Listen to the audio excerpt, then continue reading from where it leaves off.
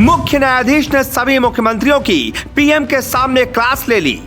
जज साहब ने कहा देर मत करिए, मोदी ने भी कहा हिंदी पर बोलिए। जज साहब सिस्टम की बात करते हैं, मोदी गरीबों की बात पर अड़े रहे। आप किस कुर्सी पर हैं, इससे भी ज्यादा जरूरी होता है क्या आप उस कुर्सी के काबिल होते हैं। जब भारत के सभी ताकतवर लोग एक साथ एक कमरे में इकट्ठा हुए हों, वहां पर किसने क्या कहा वो जानना बहुत जरूरी है।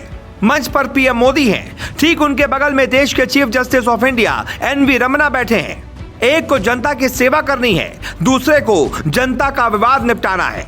जज साहब को उम्मीद नहीं होगी मोदी साहब ऐसा मुद्दा लेकर आए होंगे जिस मुद्दे पर जनता 75 सालों से कराहती है, लेकिन कोई सुनवाई नहीं होती।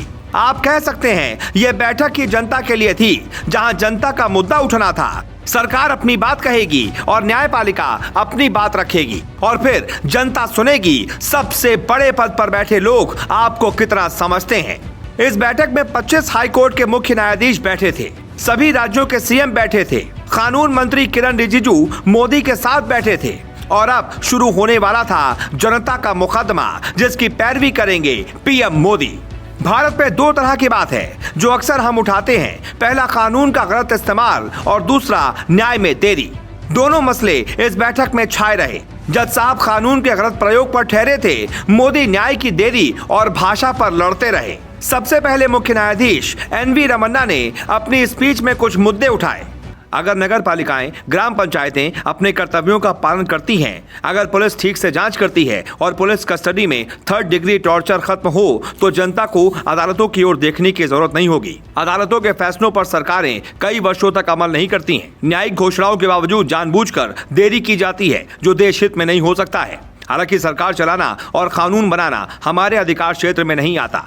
अगर कोई नागरिक अपनी शिकायत लेकर हमारे पास आता है तो अदालत मना नहीं कर सकती। PIL यानी पब्लिक इंटरेस्ट लिटिगेशन यानी जनहित याचिका अब लोग अपने फायदे के लिए कोर्ट में डालते हैं। निजी लड़ाई के लिए इसका इस्तेमाल हो रहा है, जो गलत है। ऐसा लगता है कि जैसे जनहित याचिका अब निजी हित याचिका बन गई है और निजी मामलों को निपटाने के लिए इसका इस्तेमाल किया जा रहा हो। जज साहब ने हमेशा की तरह अपनी बात रखी, लेकिन जनता की पैरवी कर रहे मोदी भी कुछ ऐसा मुद्दा उठाने वाले हैं जो कई लोगों को लगता है कि इसकी जरूरत ही क्या थी, लेकिन एक आम इंसान के नजरिए से देखिए तो वो मुद्दा सबसे बड़ा है। दरअसल कोर्ट की भाषा अंग्रेजी होती है और राजभाषा हिंदी, और इसी पर पीएम मोदी ने कुछ कहा, आप भी सुनिए। साथियों, हमारे शास्त्रों में कहा गया है न्यायमूलम स्वराज्यम स्यात्, अर्थात किसी भी देश में स्वराज का आधार न्याय होता है। इसलिए न्याय जनता से जुड़ा होना चाहिए, जनता की भाषा में होना चाहिए। जब तक न्याय के आधार को सामान्य मानवी नहीं समझता, उसके लिए न्याय और राजकीय आदेश में बहुत फर्क नहीं होता है। मैं इन दिनों सरकार में एक विषय पे थोड़ा दिमाग खपा रहा हूं। दुनिया के कई देश ऐसे हैं कि जहां कानून बनाते हैं तो एक तो लीगल टर्मिनोलॉजी में कानून होता है, लेकिन उसके साथ एक और कानून का रूप भी रखा जाता है जो लोक भाषा में होता है, सामान्य मानवी की भाषा में होता है, और दोनों मान्य होते हैं।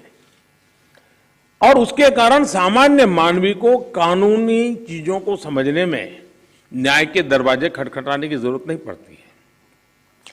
हम कोशिश कर रहे हैं कि आने वाले दिनों में हमारे देश में भी कानून एक पूरी तरह लीगल टर्मिनोलॉजी हो, लेकिन साथ साथ वही बात सामान्य व्यक्ति की समझ में आए उस भाषा में, और वो भी दोनों एक साथ असेंबली में या पार्लियामेंट में पारित हो, ताकि आगे चल करके सामान्य मानवी उसके आधार पर अपनी बात रख सकता है। साथियों, हमारे देश में आज भी हाई कोर्ट्स और सुप्रीम कोर्ट की सारी कार्यवाही इंग्लिश में होती है, और मुझे अच्छा लगा CJI ने स्वयं ने इस विषय को स्पर्श किया।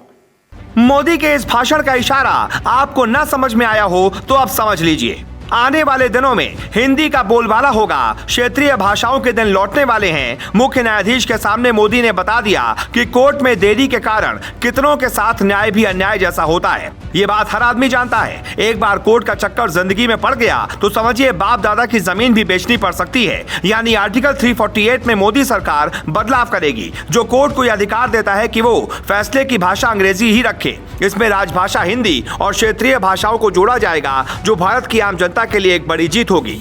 Bureau report, global Bharat.